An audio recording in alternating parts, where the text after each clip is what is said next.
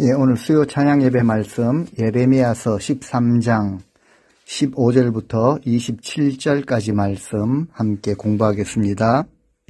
먼저 예레미야 13장 15절부터 마지막 27절까지 말씀 찾아서 먼저 읽으시고 함께 말씀을 살피겠습니다.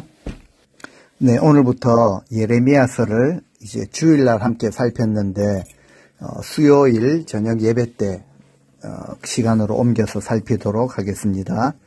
예레미야 13장 이제 교만과 겸손 두 번째 시간입니다.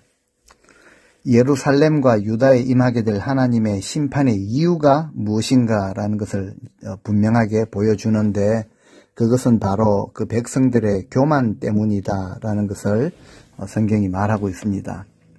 교만과 죄악에 물든 그 이스라엘을 향한 심판을 두 가지 예를 들어서 이제 보여주셨죠. 첫 번째는 썩은 띠를 통한 심판이고 두 번째는 포도주 가죽 부대의 비유를 통한 심판입니다. 먼저 하나님은 유다와 이스라엘의 교만을 유브라데 강가의 그 바위 틈에 숨겨두라. 그리고 다시 그것을 취하라 했던 그 허리띠. 다시 취했을 때 허리띠가 썩어 있었죠. 이와 같이 예루살렘의 큰 교만을 썩어버리게 하겠다라고 이렇게 말씀을 하십니다. 하나님이 교만을 굉장히 미워하시고 또 배척하신다라는 것을 보여주셨죠. 두 번째 비유, 포도주 가죽 부대에 포도주를 가득 채워라. 백성들이 포도주 가죽 부대에 포도주 채우는 거 다 알고 있는 것이지 않느냐 그렇게 말을 했습니다. 그런데 하나님은 그 의미를 설명하셨죠.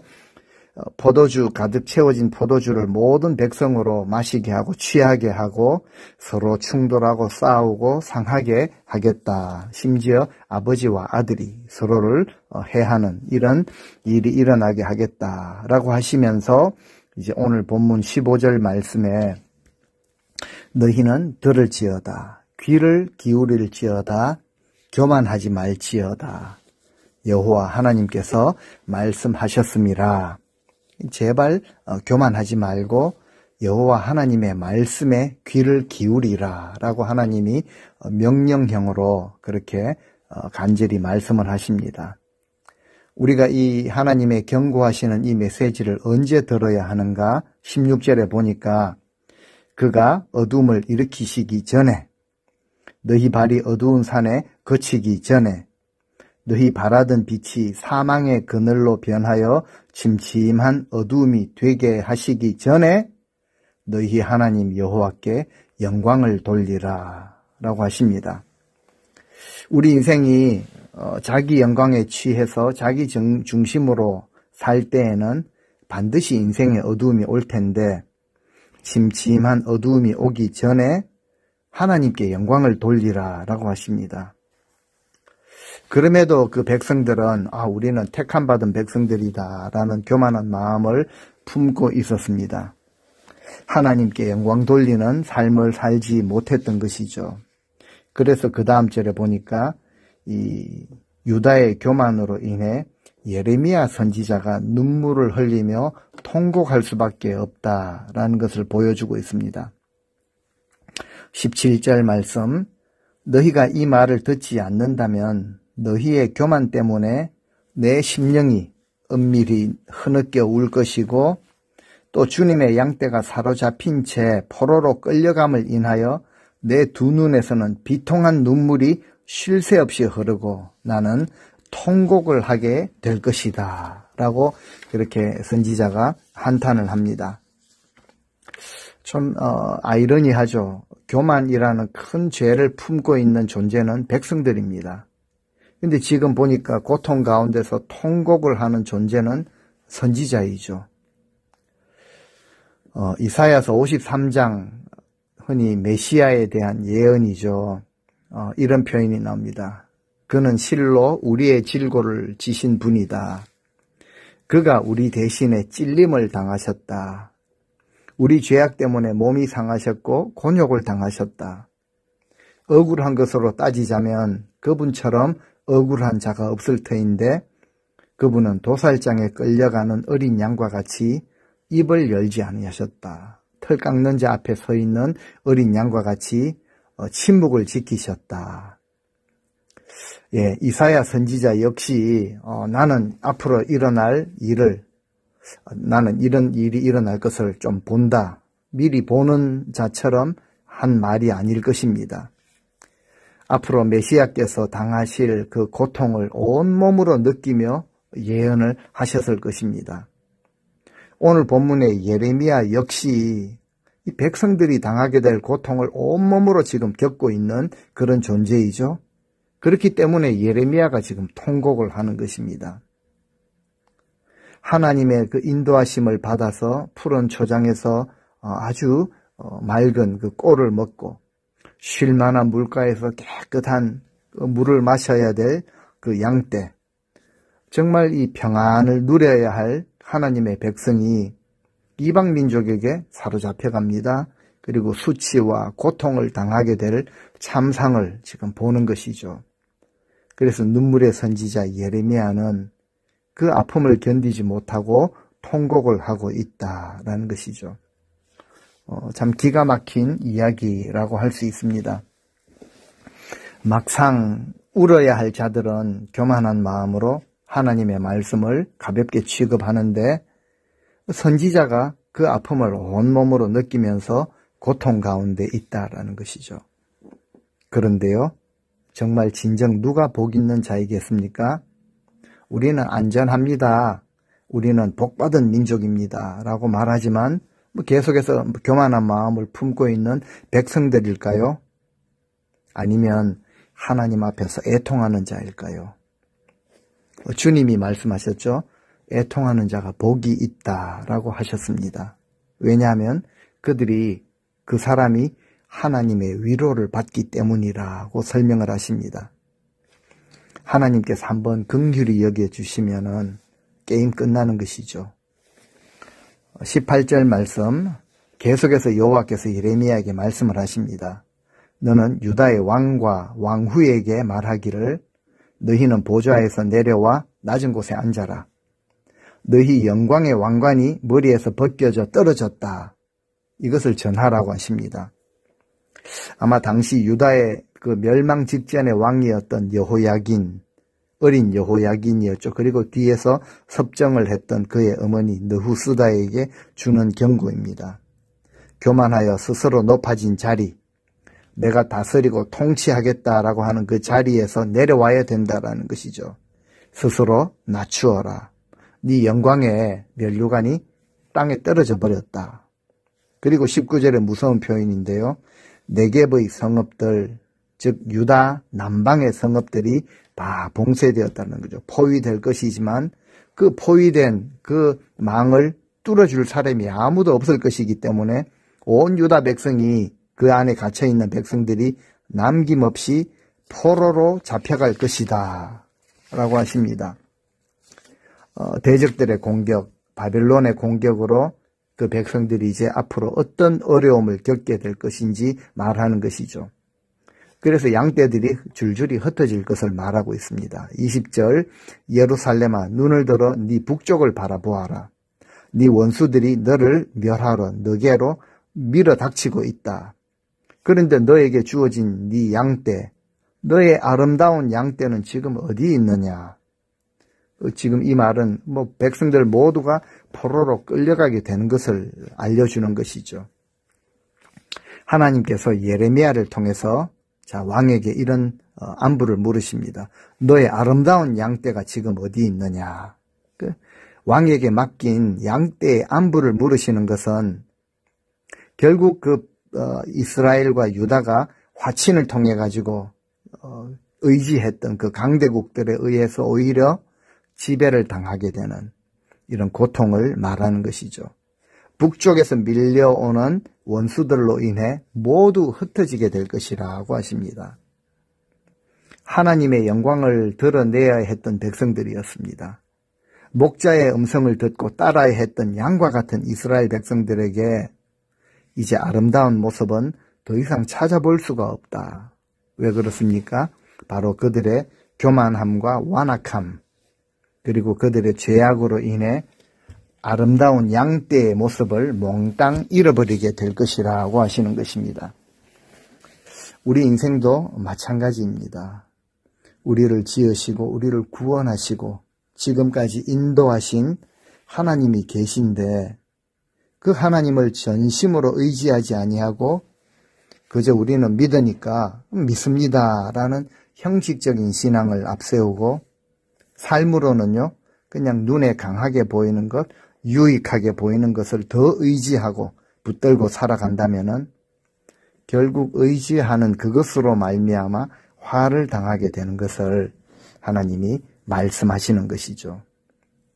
우리가 하나님의 백성이 아니라면 무엇을 붙들고 무엇을 의지하고 무엇을 섬기든 상관이 없습니다. 어차피 멸망의 길로 가는 존재이기 때문에 그냥 눈에 좋아 보이는 대로 붙들고 섬기면 되는데 우리는 하나님의 백성이기 때문에 하나님 외에 다른 것을 의지하는 이것은 상당히 심각한 문제를 불러오게 되어 있습니다.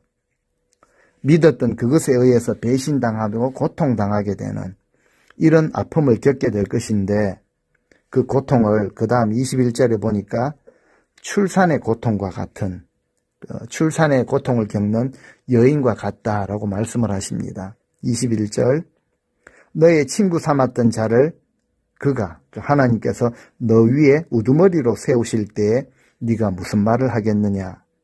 네가 고통에 사로잡힘이 산고를 겪는 여인 같지 않겠느냐.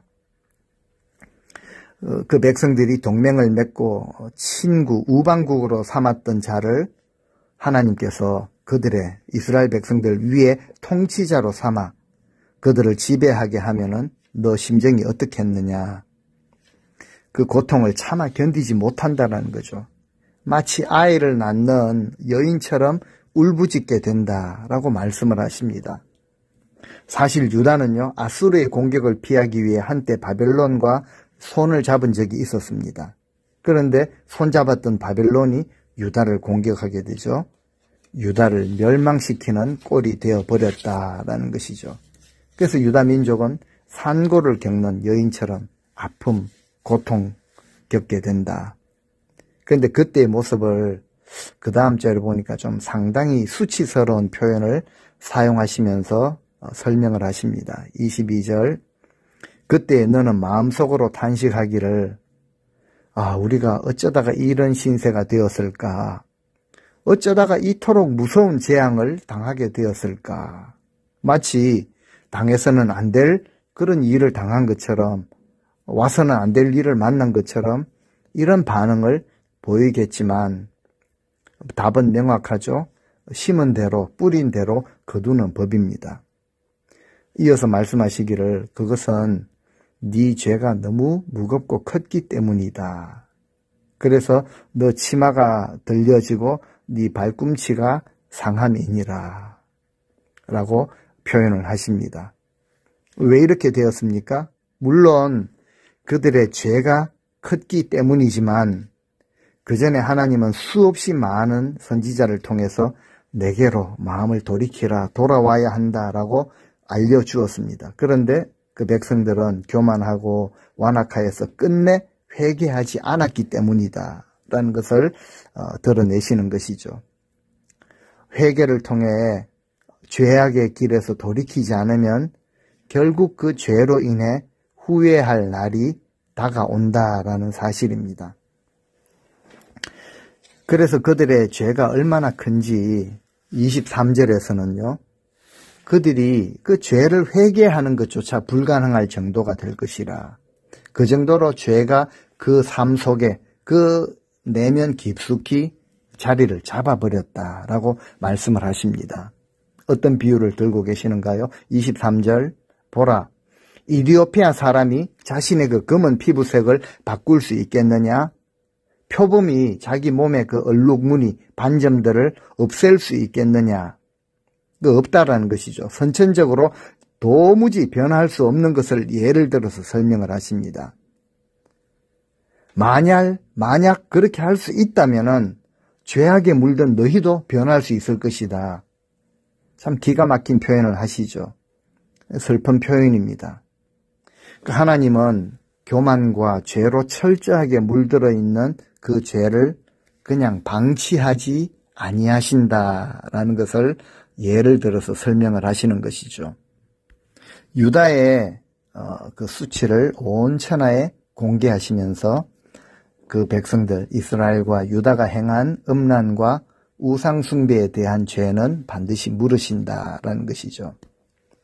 얼마나 죄가 그들 삶 속에 깊이 자리를 잡고 있었으면은 그 백성들이 하나님의 백성들임에도 죄에서 돌이켜 선을 행하는 것은 도무지 불가능할 정도로 패역하였다라고 하나님이 그렇게 말씀을 하고 계십니다. 사실 우리도 마찬가지였습니다. 우리 힘으로 어떻게 이 흉악한 죄를 없앨 수 있었겠습니까? 그래서 신학자들은 이것을 이제 전적 타락이라는 용어로 표현을 했습니다. 고질병이라고 의학에서는 말할 수 있겠죠. 너무나도 고질병이 되어버린 상태에서도 한 가지 길이 있었는데 예수님이 말씀하셨죠. 내가 곧 길이다.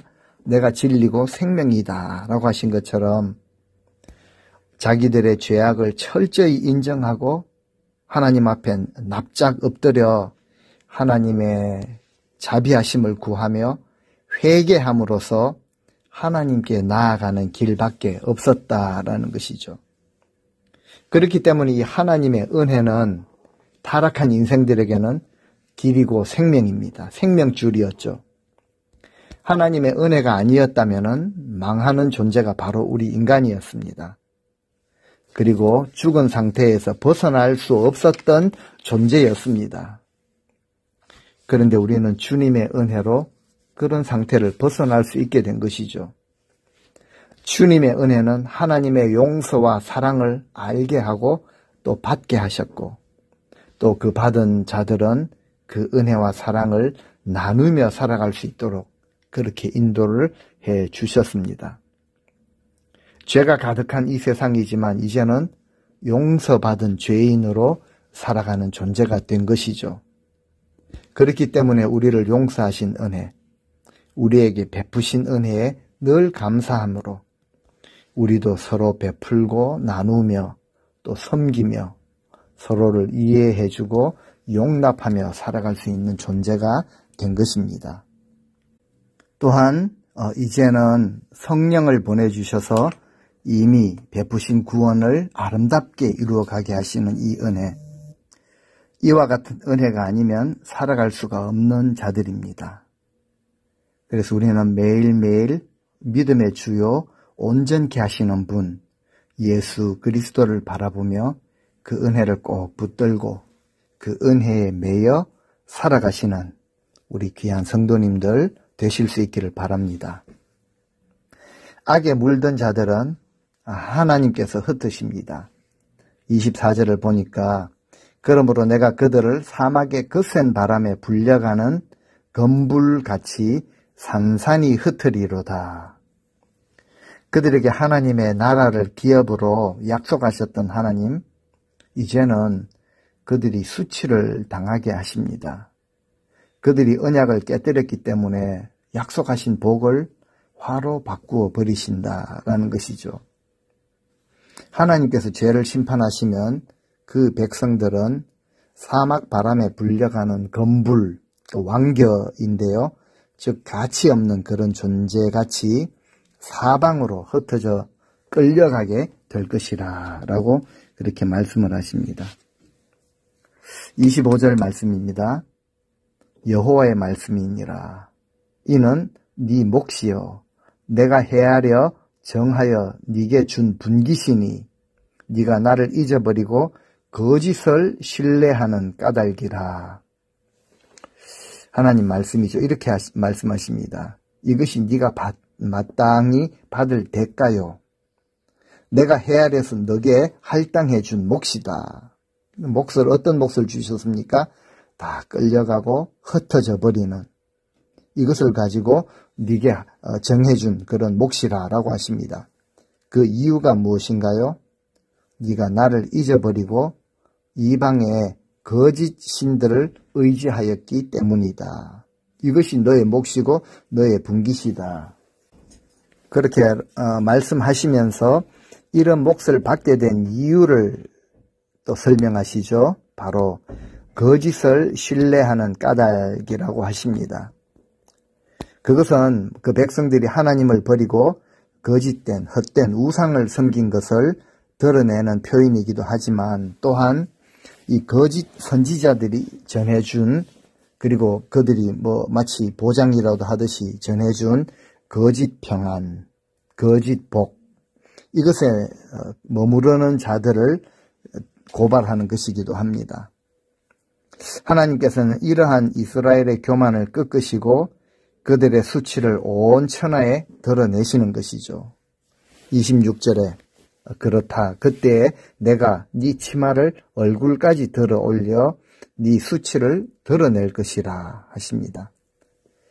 헛되고 거짓된 것을 신뢰한 죄에 대한 그 대가, 그 열매가 너무 수치스럽습니다. 그 백성들이 당하게 될 고통을 점점 강도를 높여가면서 묘사를 하시는데요. 21절에는 산고를 겪는 여인으로 그렇게 표현을 하시고 24절에 사막 그 강한 바람에 다 흩날려가는 왕개와 같은 이 검불이라고 말씀을 하시고 이제 26절에는 성폭행을 당하는 그런 여인으로 표현을 하실 정도입니다.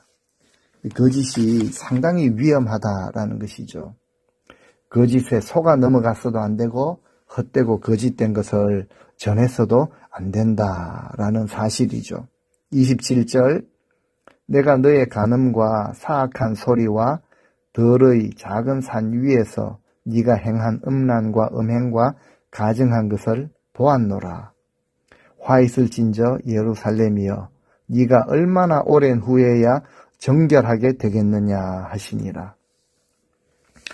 하나님이 다 보고 들었다라고 이렇게 말씀을 하십니다. 지금껏 나는 너의 간음 행위와 음탕한 소리, 그리고 이 땅의 들판과 언덕들 위에서 자행한 온갖 역겹고 추잡한 너의 매춘 행위를 다 지켜보았다. 예루살렘아, 정녕 진실로 너에게 재앙이 임할 것이다. 화가 있을 것이라고 하시죠. 도대체 얼마나 오랜 세월이 흘러야 네가 깨끗하게 되겠느냐. 얼마의 세월이 흘렀습니까? 70년 바벨론 포로 생활이 있었죠. 비록 오랜 세월 70년 유다가 그 죄로 하나님이 열거하신 죄로 인해 큰 시련을 겪었지만 결국 하나님의 백성이기 때문에 하나님이 회복시키실 것이라 라는 사실이 암시되어 있습니다. 하나님은 죄에 물든 백성들에게 재앙을 내리시는 목적이 그들을 멸망시키는 것이 아니라 그들을 다시 회복시키시는, 다시 돌아오게 하시는 것에 있다라는 것을 지금 암시하시는 것이죠. 하나님께서 재앙을 내리시기는 하지만 그 궁극적인 목적은 그들을 정결하게 하시는 데 있다. 그게 하나님의 마음이죠. 너무나 사랑하는 딸과 같은 백성들이기 때문에 정결하게 시련을 통과하게 하셨더라도 불과 같은 시련을 당하게 하셨더라도 다듬으시겠다라는 것이죠. 이처럼 하나님은 그 백성들이 정결하기를 원하셨지만 그 이스라엘은 끝내 하나님의 말씀을 버렸습니다. 죄의 길에서 돌이키지 않았기 때문에 이방 막대기를 들어서라도 그 죄값을 치러야 했던 것이죠. 화 있을진저라고 표현하십니다. 무서운 표현이기는 하지만 그 당하게 되는 화를 생각할 때 참 떨리는 표현이기도 하지만 징계를 통해서 정결하게 하시려는 것이 하나님의 목적이었죠. 그래서 믿음의 백성들을 향한 하나님의 징계는 하나님의 사랑이었습니다. 자비의 행위라는 것이죠. 그래서 우리는 지금 내가 어디에 있는지 살펴야 합니다. 내 마음을 어디에 두고 있는지 살펴야 합니다. 우리 마음을 하나님께 향하여 마음을 두어야 합니다. 오늘 본문을 통해서도 참 죄라는 것이 정말 무섭고도 두려운 것이다 라는 것을 발견하게 됩니다. 죄는요, 언제든지 처음에는 낯설지만 한두 번 반복되다 보면 금세 익숙해집니다. 자리를 잡아버리게 되죠. 그런데 하나님 앞에서 거룩한 삶이 아니라 불순종하는 삶에 대한 죄악의 모습은 더욱 그렇습니다. 죄의 유혹은 금세 우리를요, 그 죄에 익숙하게 만들어버리고 우리의 일상처럼, 괜찮은 것처럼, 습관처럼, 또 요즘 시대에 누구나 이 정도는 다 하기 때문에 우리도 자연스럽게 괜찮은 줄 알고 행하게 만듭니다. 오히려 거룩함을 추구하고 거룩한 길로 나아가는 것이 굉장히 어색하고 불편하게 만들죠. 그리고 불필요한 것으로 여겨버리게 만듭니다. 그래서 죄라는 것이 세상의 세속화에 영향을 받는 것이 이와 같이 무섭다라는 것이죠. 모두 다 그러니까 나도 괜찮다라고 여겨버리게 만드는 것이죠. 그런데 이것은 반드시 그 열매를 거두게 하십니다. 그래서 이 마지막 때에 믿음을 찾아보기가 힘든 것이죠. 이처럼 죄는 무서운 것입니다. 하지만 우리는 하나님의 말씀을 듣는 자들이죠. 아직 돌아오라는 주님의 음성이 우리 가운데 들리시면 어떤 부분이든지 즉시 돌이켜 순종의 길로 돌아설 수 있어야 합니다. 우리 주님의 용납하시는 은혜, 대속해 주시고 그리고 정결케 하시는 이 은혜에 감사함으로, 그리고 그 은혜에 합당한 열매를 맺는 삶이 우리 가운데 있는지 돌이켜 보아야 하죠. 그리고 우리 자신을 주님께서 기뻐하시는 참 그리스도인으로 살아가는 이 귀한 은총을 누리시는 모든 성도님들 되시기를 주님의 이름으로 축원드립니다. 아멘.